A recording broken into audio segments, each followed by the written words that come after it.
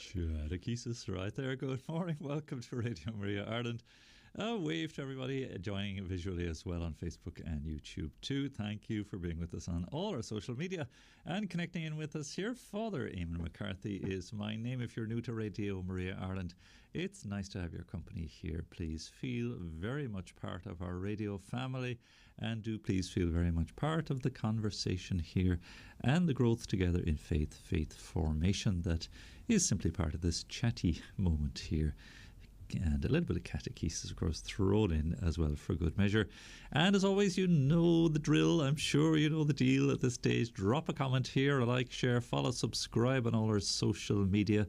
Do please text, email, WhatsApp right to us. So 089 467 2000 is the text and WhatsApp number, plus 353 89467 2000. And give a call. Chris is very kindly volunteering today. It's absolutely wonderful to have volunteers now coming in each of the days of the week. I think we had a little couple of gaps there on a Monday of a Tuesday. But lovely to have Chris here today. Who was in? Jacqueline was yesterday in Breda. Brenda, who came in on Wednesday. Pascalina was here, and oh gosh, the days all merge into one after a bit. Who was in? I've forgotten. Isn't that terrible? Catherine was here, I think, and anyway, it is lovely to have people in the building volunteering all the while. Morgan, I think, popped in for a little bit too. I'm always going to leave somebody out, so I shouldn't have gone down that road, really, should I? So please do, if you're able to spare an hour or two, you're within range of the studio here, just looking at the Red Cow is where we are in Ballymount. Why not come in and help answer the phone? There's 4 lines on the telephone, so it can be kind of busy at times, and especially for prayer requests. It's a lovely thing, and a small little chat. We do that too on the phone. We have a little conversation, and when I answer the phone myself as well, as you know, if you've chatted with me, and if it's a prayer intention, one thing I love to is just to say a little prayer with you there and then. There was a couple of young ladies phoned up yesterday. They were kind of on the phone together on behalf of their family. And I could tell there were younger voices, maybe teenagers perhaps, and rang in looking for prayers. That was lovely. And I said, look, do you mind if I pray with you now? And sure enough, and sure, listen, marvellous altogether to be able to pray on the spot like that. So I do hope we are that kind of prayer support for you. So the landline number here is 014 123 456 and Noid a Hain. Cahar Hain do 3 Carcug She. Cordlech oring an telephone and shop big falte rot stock. We'd be very happy to hear from you. Plus 353 again 14 123 Email info@radiomaria.ie. I think I've caught up really with most of the info emails for the last couple of months. There's a bit of a backlog before Christmas that I'm chipping away at. It breaks my heart. It's at times it's just so hard to keep up, and that's a good sign. It's a very good sign. Oh, listen, while I think of it, big shout out and a big thank you. There has been a nice little response, small little but nice one, a response to our little request which went out on our newsletter yesterday. Ruth is very good. The beginning of each month we're sending out a little short newsletter, little exhortation, little update, little connectivity with you via email. And we do get regular subscribers, not nearly every day, but I'd say every other day. And we might get a couple at a time or 3 at a time who just click on the website and subscribe and send in email address, landline address, and want to hear from us and just connect with us. And what we do, we do our very best not to inundate you. I know there can be so much stuff. I'm in a WhatsApp group there, and I counted yesterday. It was 50 messages came in on this WhatsApp group, and I said to myself, I need to leave this group. It's a prayer group, and they're wonderful people, but it's a bit intense, and I understand completely. If it is that, look, you have enough of this. When you go to a door and you see it says no junk mail on the door, I can relate to that, and I'm sure many of you can.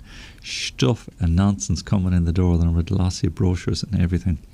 So we do try to not inundate or overwhelm, and again, it's just newsy and chatty and a little appeal maybe to you once a month via our newsletter. If you write to us, we certainly do our utmost to write back. And I might just say Martina's been doing wonderful work there. I'll catch up with her a bit later today, please God. We've been composing letters of thanks to all who donate directly to our donation account. We're so grateful. You see, it's interesting that if a person donates through the website, we get an email reminder, and then we gather those together after a week or two and send off a bulk email of thanks to everyone who's donated online. If somebody sends a letter or card by post, each one of those gets individually answered as well and replied to, and there's no small amount of work in that as well. But those that come directly into the donation account come in kind of quietly or silently, and it's only in the bank statement that we realise how kind so many people have been. And so again, we're duty bound to reply and acknowledge that. So we've been working on that now, that all of the donations that have come into our donation account last year, we'll send a letter of thanks and acknowledgement for all that's been received to those for whom we have addresses.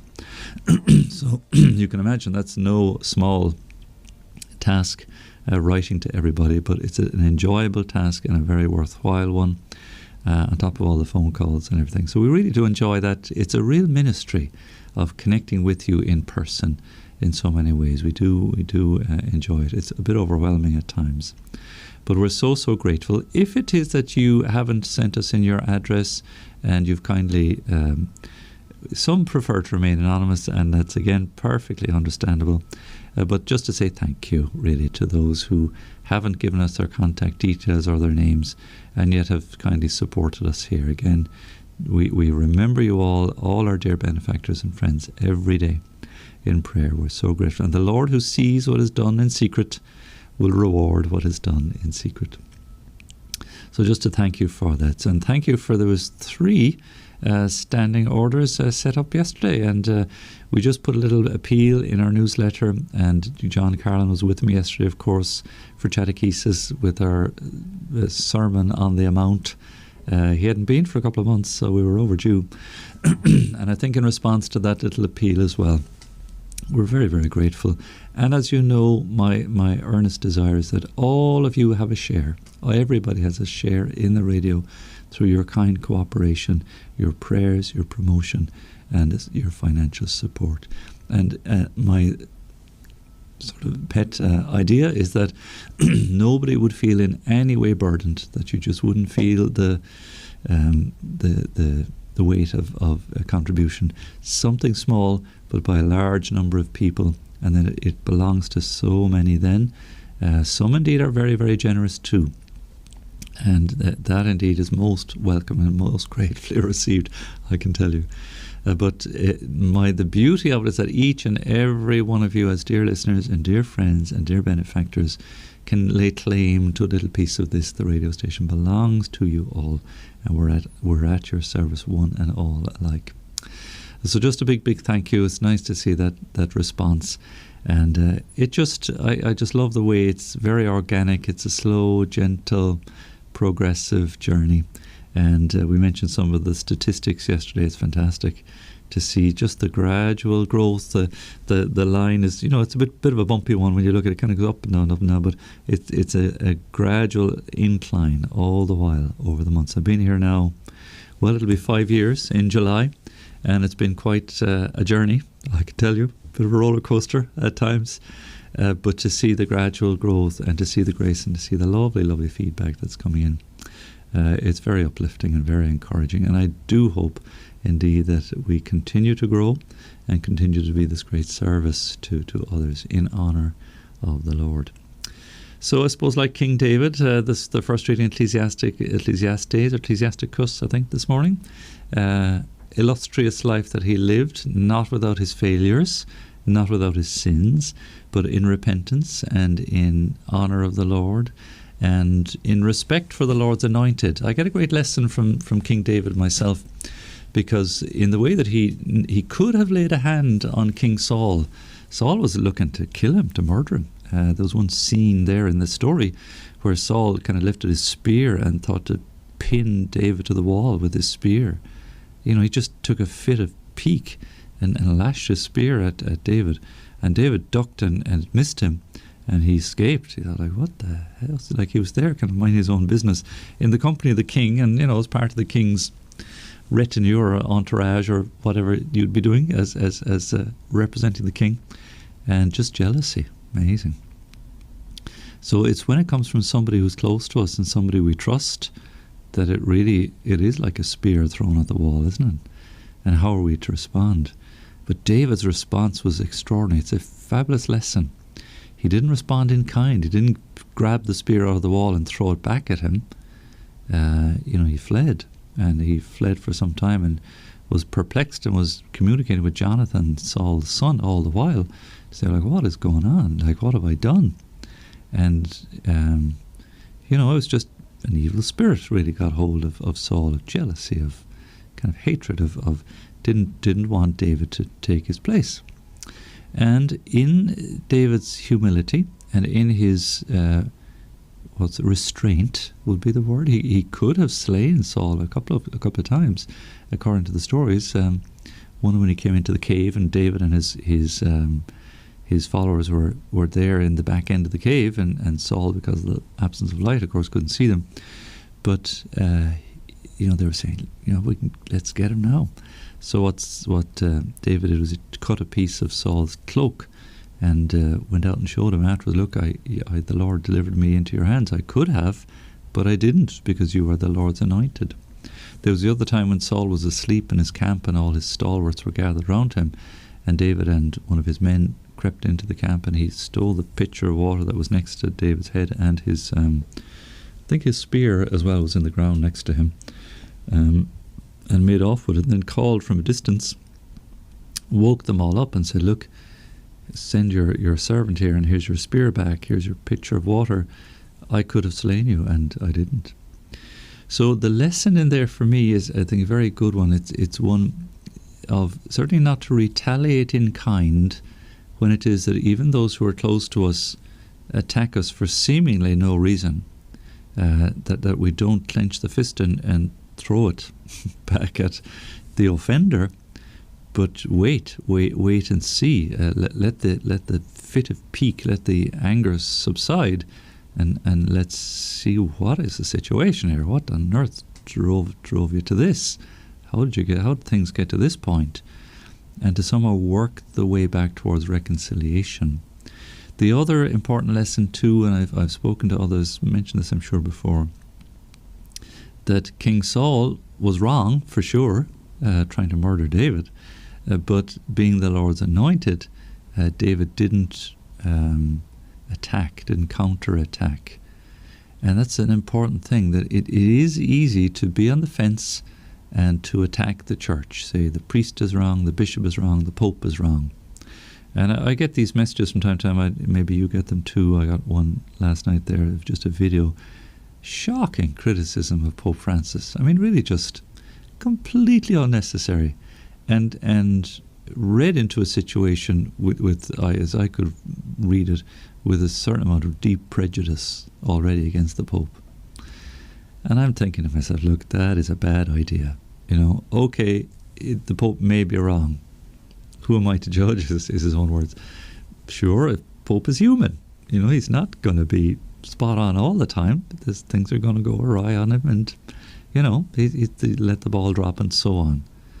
But, to be kind of full on attacking and accusing and running down and finding fault, sorry, listen, that's just not the way to go. That kind of critical attitude is not helpful. Where is that going? I mean, you're setting yourself up as Pope so that, hey, I'm better than him. I know where he's going wrong. Here's what you should do. No. That's not the way. That's not the path. That's not of the Lord. In my view, I can't see how that is of the Lord.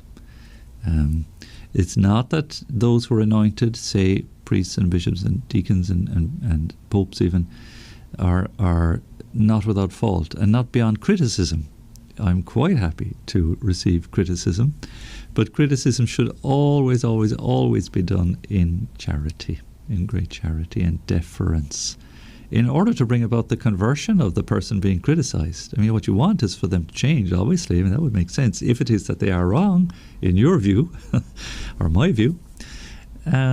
and we want change to be brought about. But what good does it do to kind of attack from a height and find fault and undermine and cut the legs from under them and throw the spear? And especially if it's the Lord's anointed, because they've been chosen, even in their weakness. St. Peter.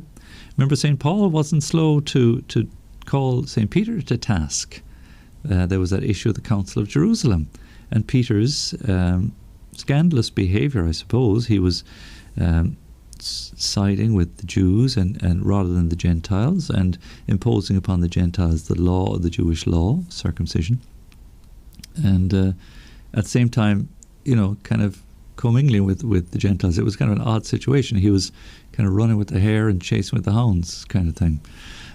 And Paul just said, hey, whoa, stall on here. You can't be doing this. This is inconsistent. It makes no sense. So in fairness to St. Paul, he could do so, but with deference. Again, not to attack the Lord's anointed, not to have a falling out, but to show up inconsistency. And, that can be done with charity. That can be done with deference. That can be done with, measured out in a charity. So if it is that, we need to find fault, it's with ourselves, first of all, but we do so always with charity. So we seek to excuse first before we accuse. I just like that kind of twist, that I'm called to excuse others, but to accuse myself. Instead of accusing others and excusing myself, well, I'm all right, Jack. I'm fine. I'm not as bad as Jimmy or Joe down the road. No, that's not the measure. That's not how we do things. So King David just mentioned Ecclesiastes this morning. Maybe it was Ecclesiasticus. Let me check it, actually. The Book of Sirach. How's that? That'll get me out. I mixed the two up. And King David... again, for all his illustrious deeds, but again his repentance, but also that mark of his character of respecting the Lord's anointed, even when the Lord's anointed was wrong.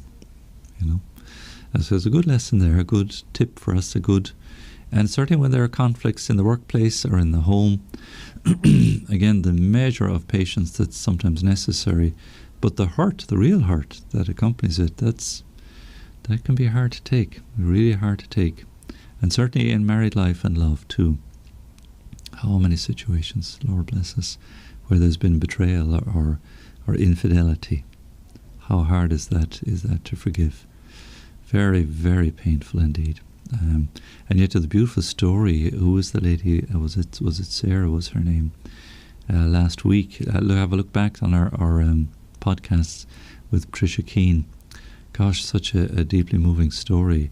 A lady again like that, her husband had been unfaithful, and later they had to separate. It just wasn't working. I mean, she, for the sake of the family, wanted him to leave the home, but tolerated his presence there, but just simply it got too painful. And through prayer and through the divine mercy, things unfolded as the Lord had planned in his own way. So the husband eventually left the family and later died in a very tragic accident.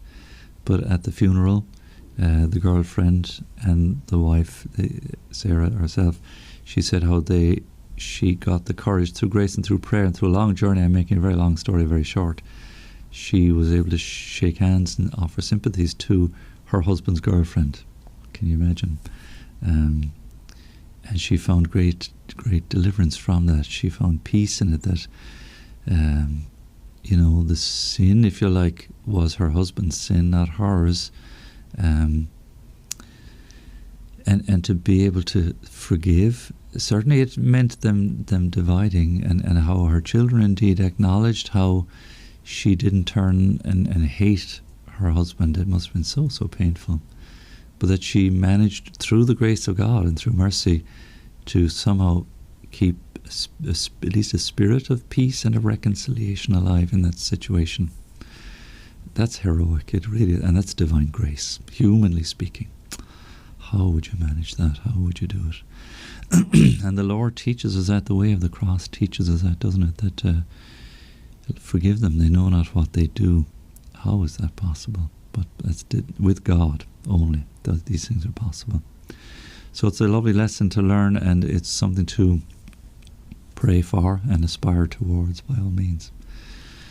So very good. It's the first Friday, of course, the Sacred Heart today, and a time of mercy, of course. Lovely that Father Robert is here. Father Robert McCabe is just pre-recording for us his Pioneer Hour for tonight, so I'll listen back to that. That'll be 8 o'clock this evening for the first Friday of the month. It just helps Father Robert, because I know in a parish the first Friday is a busy day, and evening times are pretty chocker for priests in parishes too, with meetings and so on.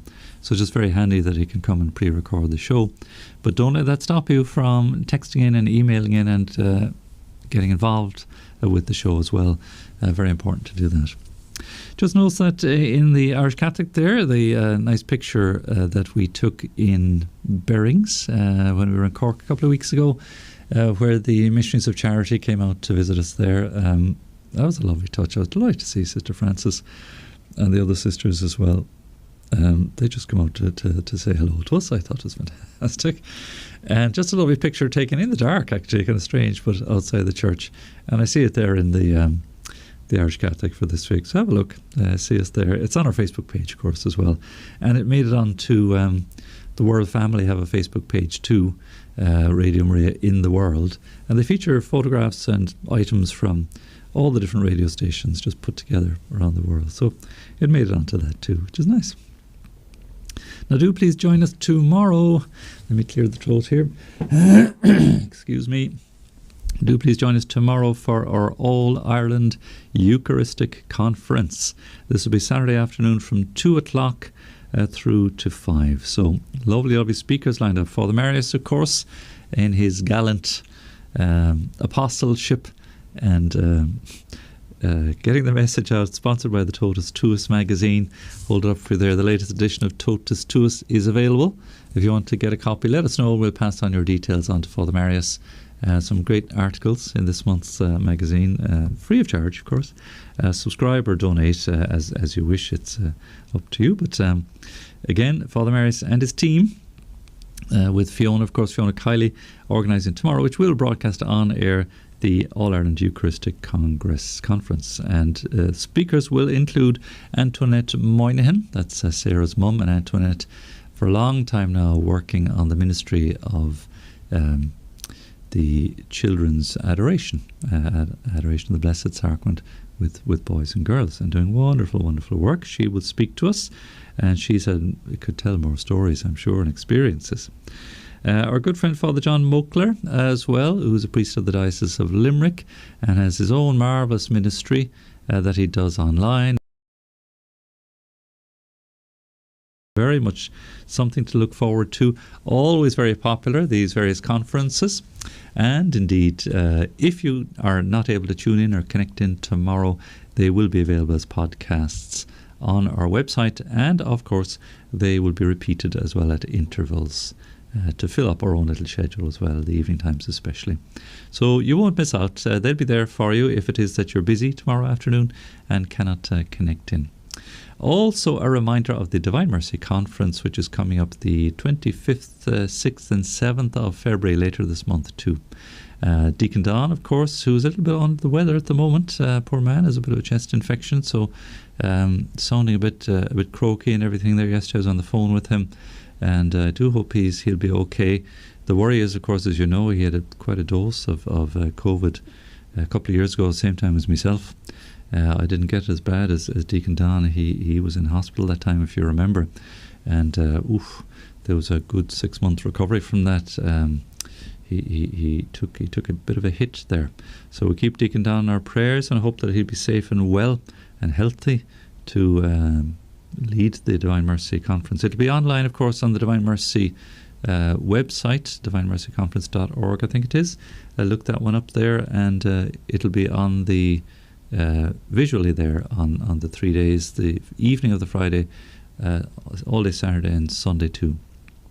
The closing Mass, of course, please God, with Archbishop Dermot of our own Archdiocese here in Dublin, and the Father, let's think now, the two other Masses, Bishop Fonzie, I think, Bishop Fonzie Cullen of Waterford and Lismore will lead us in the Holy Mass on the Friday evening, and Father Pat Collins, the Holy Mass on the Saturday. Now we're going to duck and dive and weave and sort of weave in and around the talks and make as many as we can available to you according to our normal regular schedule of prayer and so on. So do have a look out for that. On the Friday night, we'll feature one of the talks in the Holy Mass. On the Saturday, we won't quite get some of the morning talks in. That'll be Father Billy Swan, I think, in the morning. But what we will do, any of the talks that just won't conveniently tie in with our schedule, we'll just save them as a podcast. We'll replay them a few times on our schedule too, and we'll make them available as podcasts. So no need to worry if it is that you may miss out on one or two of the talks. We'll look after them, and we'll look after you and make sure that they're there and available for you. But we'll catch the most of it, please God, and we'll get the best certainly of the talks of the Divine Mercy Conference. Again, 25, 26, 27th of for this month, and online, not face-to-face. I think the fear was, and one of the worries was, that if it were to be face-to-face, or at least as it used to be in the past in the RDS conference centre there would be a lot of mingling of people and maybe a risk of, again, the virus giving difficulties for now anyway.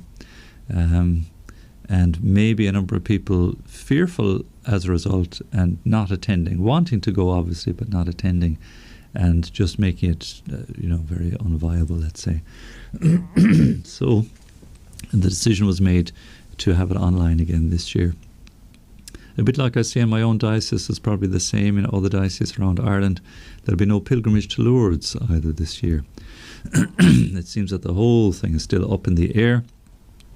And of course, with the trip to Lourdes, as I know well, I'm sure many of you have been, the elderly and the sick would be that bit extra vulnerable for the trip, the pilgrimage, and the fear would be again that they might be exposed in some way with the internet. The huge numbers that go to Lourdes and the internationality of it all. There's no way of kind of containing and controlling things. With the best will in the world, a virus is just going to overcome all those things. So I think, again, out of respect for the health of the weaker members that Lourdes is all about, the pilgrimages are being cancelled. Do check with your own diocese, your own group, just in case, but I just saw from my own diocese, because as you know, I go every year and just haven't gone for the last 2 years, and looks like this year will be the same. So no doubt there will be online pilgrimages, a bit like the Divine Mercy Conference. We'll go online too, and we'll do the best we can with the online element of it, and see what we can do. Of course, next Friday is the 11th of February, World Day of the Sick, and of course the feast day of Our Lady of Lourdes. And I know in my own diocese in Cloyne we have a Mass, the Lourdes Mass they call it, every year on that day. And it'll be in Charleville Church in North Cork there, the Limerick border, at 7:30 in the evening for Our Lourdes. And Bishop Crean, I think, is the main celebrant there. And of course that'll be online, of course, too. I'm sure all the dioceses are the same. Let us know if your diocese or you're hosting such a Mass for your pilgrim family, and we'd be happy to give it a mention here too. Interesting, actually, in my own diocese, there's a bit of a clash there every year, because one of our patronesses, our patron saint, Saint Gobnet of Ballyavourney, is a very popular saint, and the pilgrimage to the shrine of Saint Gobnet there, where, as it turns out, my brother is now a parish priest, is a huge event. When I was in Macroom in the parish next door, it was always a big deal, and I'd be ticked off on on the day if I didn't give St. Gobnet a big shout out in the same way. So I believe the Holy Mass from St. Gobnet's Shrine is going to be broadcast on Radio an Gaeltachta. So my brother is ag dul house leis an Cuil Gaelga, and of course his experience on Radio Maria will naturally lend itself to the national broadcaster as well. Radio an Gaeltachta, of course, the Irish radio station here in Ireland. So let me just look it up for you, because I know he sent it through to me and asked me to promote Lá le Gobnetson Afran I Malia Vorne. There's actually three Afran le Fall I Malia Vorne on 11th Hen Lá, I suppose. Hen Lá Fiora. Big Afran Lahor Teresh Hendeg Samadan a Keratlog, so Thrana, August Lahor Teresh Shocked in the evening time as well. So they'll be online as well, I suppose, from Ballyvorney. But I believe the 11:30 will be on Radio on the Gaeltacht too. So lovely, and it clashes with Our Lady of Lourdes, of course, but that doesn't do the locals any harm at all. Doesn't do the church any harm either. It's there for you. Very good. I'll take a little breather. Oops, the time is kind of marching on just a little bit here. So on Jordan's Bank, the Baptist cry. John the Baptist, of course, beheaded in today's Gospel, so that's an appropriate one. It's more of an Advent hymn, I think, too, by Grosse Point Memorial Church. Don't know how to pronounce that. So that's our music now. So again, please get in touch. 089 467 2000 is the text, and WhatsApp 014123456. If you want to give a call on the landline, please do, and info@radiomaria.ie. Do drop us a quick email as well. So on Jordan's Bank, thanks Shane.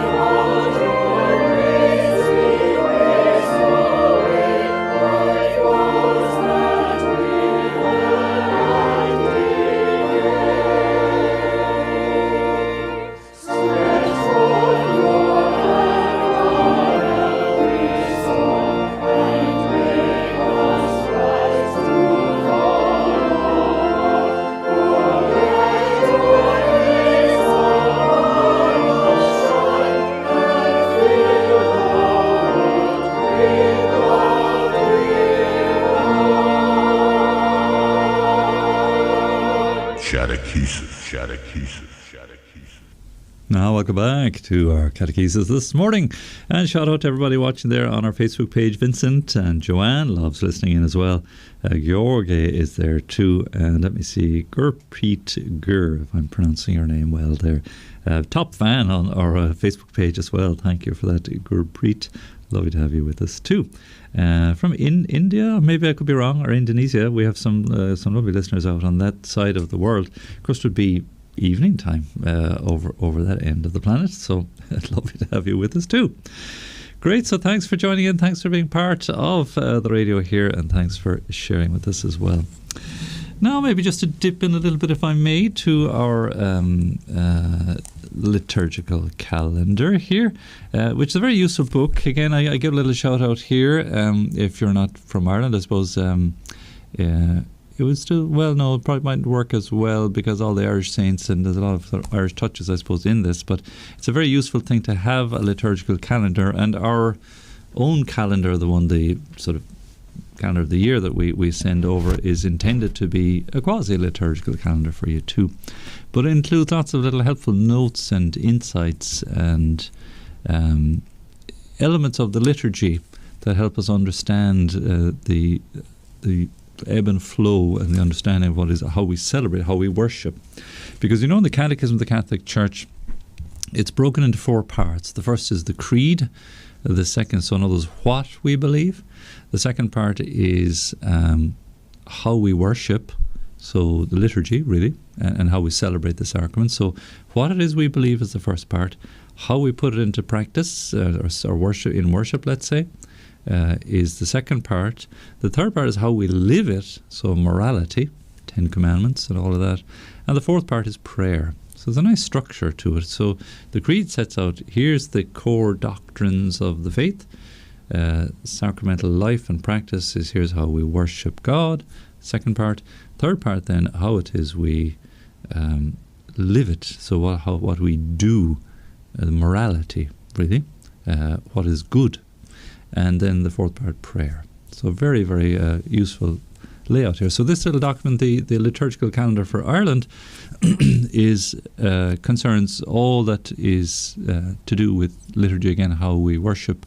And it's very useful. It's day by day. It gives you the liturgical colour for the day, the week of the year that we're in, where to look in the Divine Office for the prayers, what the readings of the day are likely to be, and then what saints are optional or obligatory that might need to be remembered of a given day too, and a little bit of a commentary to accompany it as well.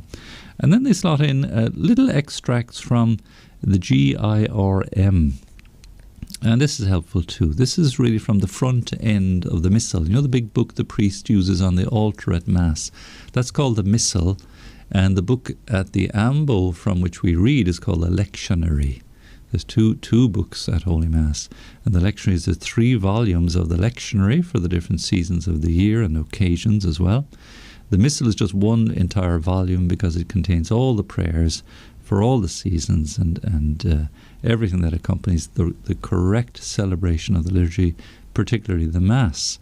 So the GIRM is called the General Instruction of or on the Roman Missal, the GIRM, and it's got several hundred paragraphs in it of instruction and guidelines and a much deeper understanding of the liturgical life of the Church, and it's very useful and just very helpful. And it echoes for us, we're familiar, I suppose, if we're going to Mass on Sunday, certainly, or regularly, with, what we stand, we kneel, we sit, we listen, but do we go any little bit deeper to come to terms with, well, why do we do all these things? Or like, what is all this about? Or where did all this come from? Or what does it mean, even? And the general instruction is kind of the small print at the front end. It's a tough thing to sit down and read right through, but what this little book seeks to do is just give a little dip in to help us understand what the instruction, what the Church intends. You see, there's a Congregation for Divine Worship in Rome, which is set aside as the office for governing all of these things and establishing the translations, establishing the norms, if you like, for universal celebration for the whole Church. So they're not like a watchdog or any of these things. They're simply trying to get conformity and unity and communion through worship in the Church. So, for instance, just dip in here, General Instruction of the Roman Missal 42 talks about gestures and bodily posture. It's a kind of strange topic, but no, it says the gestures and bodily posture of both the priest, the deacon, and the ministers, and also of the people, must be conducive to making the entire celebration resplendent with beauty and noble simplicity. To making the entire celebration resplendent with beauty and noble simplicity, and making clear the true and full meaning of its different parts, and to foster the participation of all. Now again, the various postures, if a person simply isn't able, they're not obligatory in that sense if you're in a wheelchair or elderly. But we stand, we genuflect, we kneel, we bow. All of these things have their part and their place. And it's an attentive, it's not a theatrical attendance. Do you ever notice how the pews in the church are kind of hard? That we're not attending a concert, we're not attending a spectacle that we have to, like a theater or a movie, where the nice, soft, laid back, entertain me now kind of posture, with my popcorn. Nothing of the sort in church. Good, hard, solid pews, and we don't stay on them too long. We stand, we kneel, again we bow. All of these things are a necessary part of bringing beauty and just noble simplicity to the celebration, and the participation of all. Just because somebody is on the sanctuary doesn't mean that the participation is exclusive to them. Everyone in the pews, no matter where you are, standing at the back of the church, you are called to participate. Each of us has an active role in participating in the prayers and the singing. Again, the postures and the gestures come into that. You join your hands prayerfully. That's a lovely gesture that accompanies the decorum attached to the place where we are and the reverence due to God, because we're worshipping God. Attention must therefore be paid, it says, to what is determined by this general instruction and by the traditional practice of the Roman Rite, and to what serves the common spiritual good of the people of God, rather than private inclination or arbitrary choice. That's a good instruction. I can't just do whatever I want to do, kind of kick back, throw my feet up on the pew in front of me and say, okay, I'm here, entertain me. I choose to sit when everybody stands, if it is that I'm capable of standing, out of conformity or out of union and communion. You see what it's saying? So it's not an arbitrary private thing. This is a communal sense of worship. That we all stand together is very symbolic. That we all kneel together, again, is richly significant. A common bodily posture to be observed by all those taking part is a sign of the unity of the members of the Christian community gathered together for the sacred liturgy, for it expresses the intentions and spiritual attitude of the participants and also fosters them. It seems simple, but it's very, very clear, a clear guideline that communion is expressed in the commonality of the bodily postures and gestures that accompany the Mass, that we do it together. Very simple, isn't it? But a nice little insight, there it is, good point, well made. Let me keep that in mind as I attend Holy Mass in my parish. Very good. Small little bit of extra catechesis for you there. It's 12 o'clock now. Thank you so much for your company today. We're going to pause here. Time for our Angelus and midday prayer.